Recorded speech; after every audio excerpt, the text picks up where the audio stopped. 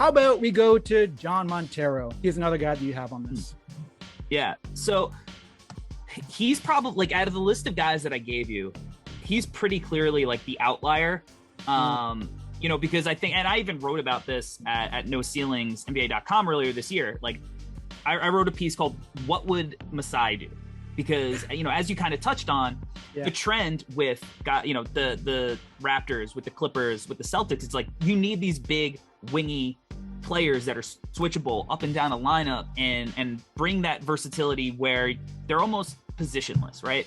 Yes. But Masai also, it seems like, has a thing for another kind of archetype, maybe a little bit less so, but he has Fred VanVleet, who's a shorter guard, who's feisty defensively and could create his own shot. I think he saw similar things in Malachi Flynn, who I was really high on in that draft. I've heard I don't know if it was his dad said some weird things. Yeah, Eric's been very busy on Facebook, not on Twitter, not on IG. He's been very busy on Facebook making some comments. I'll stop. I'll end it there. But the fact is he represents a similar archetype, like, a kind of a guy who can create his own shot, play in the pick and roll, and was good defensively as a prospect. And I see a lot of that with Jan Montero as well. This is a guy who was projected to be a lottery pick coming into the year. Those rankings mean very little. There's, just a few of those guys left standing actually still ranked in the lottery. Sure. But he does have that pedigree. He played professionally overseas. He has real experience. I think one of the reasons he dropped is he was, the main guy in this overtime elite experiment, which really is an experiment. It's year one, and it's hard to kind of compare the talent that he was playing against versus what these guys in college are doing or what the guys in the G League are doing. Because unlike the G League, which last year had its first year, you could see they were playing against pros in an NBA offense, right? There was there was a clear vision of what they could bring to an NBA team because you were seeing it. With the overtime elite, it was much more murky because it was very much so like an AAU up and down setting. It was very rarely this structured, organized, can this guy run a team? It was more raw talent. And I thought that Montero, when you really watch the games on mute, by the way, because, I wasn't a fan of the announcing, but I'm a little bit older, not the target audience for that. When I watched the games, he really flashed a lot of the things that I think successful NBA guards show. Yeah. So, one, I think that people don't talk about his defense enough. I thought he was really feisty. He had unbelievably quick hands. Like, he really cares on that end and showed it. Especially on the ball. Off the ball, he played the passing lanes well, but positioning, again, the style wasn't very conducive to breaking that down.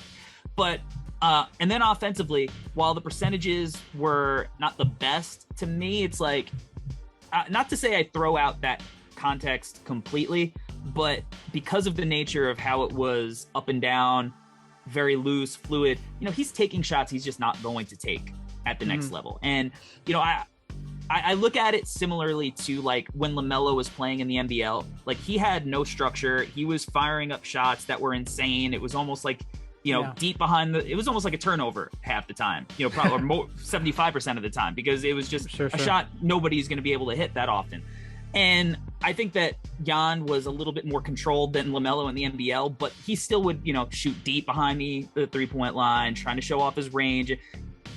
But I like that he got to experiment. I like that he got to push his boundaries and see what he was capable and what he wasn't capable of. I see a lot. I see shades of guys like Fred VanVleet, maybe shades of Darius Garland, but I also see shades of like Roddy Beaubois, like on the downside, Mavericks legend. So I think, though, when you're looking at where the Raptors are picking, I think it's a great value pick if that's kind of the direction that Masai wanted to go, because this is a guy who has the pedigree, and just went to a situation that maybe hurt his value a little bit, which means that it's a good opportunity for another team to come kind of, steal a guy. Yeah. This is the bigger question that I'm struggling with Masai and the approach of the Raptors in this draft, is that they could go 5 different ways with it, and there's no clear direction. They already have a lot of these 6'8" guys, and they have some waiting in the wings too. They got Justin Champagny, they got Delano Banton, who isn't 6'8", but he's certainly, you know, a 6'7" point guard who could probably fit the mold. It's like, what is their plan with this draft? And I don't really know, right? They could decide, you know, that we're going to get more guard depth. They could decide that we want a center, which we'll get to in a second. They could decide that just because of the premium of these 6'8" guys, like, why not bring in more? Like, just get as many as we can, because we know that eventually the league is going to have a whole bunch of them. They're going to come from overseas. They're going to come from different leagues, just because teams need these lanky defenders. And so for the Raptors now, it's like, how much do they prioritize a player like him? Because he's turning 19. He still has room to grow. He's 6'2" right now, but I mean, by the time he's 22, maybe he's 6'5". I don't know. It's possible. It's and possible. And how quickly do they want this player that they get in this draft to help the team next season? Because you could see probably him spending a season with the 905. It would be a great experience for him. And then a couple years down the road, maybe he's a stable backup point guard, whatever happens with the team. I don't know. It's really hard to tell with the Raptors. That's what's so intriguing about this pick. But in the end, just looking at the highlights of John Montero, he's already got real potential as a 3-level scorer. And that is a hard thing to say about any player coming out of the draft, is that they got like a real shot to be a legit 3-level scorer. There are players in the NBA now who are not 3-level scorers and are probably never going to be. And they are also point guards.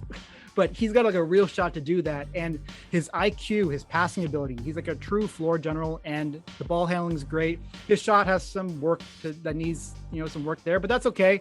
Every guy needs some work on their shot, unless they're like unless they're like a Matt Thomas. Shout out Matt Thomas back in the day. Bulls legend. Absolutely. And Raptors legend. And too. Raptors legend. Yeah. Utah Jazz legend. But you definitely see it. In that game against Team USA in the Nike Hoop Summit game, I looked at this a few months ago. 23 points, 3 assists, 1 rebound, 2 steals.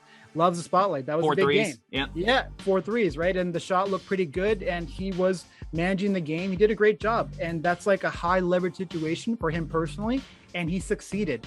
That kind of mentality is hard to find. And defensively, you just got to trust that he indeed does want to play defense. That is half the battle. Do you want to play defense? And if you do, if you want to get into players, that's going to help yourself get some notches with the Raptors coaching staff, Nick Nurse, Masai, and they're definitely looking out for that.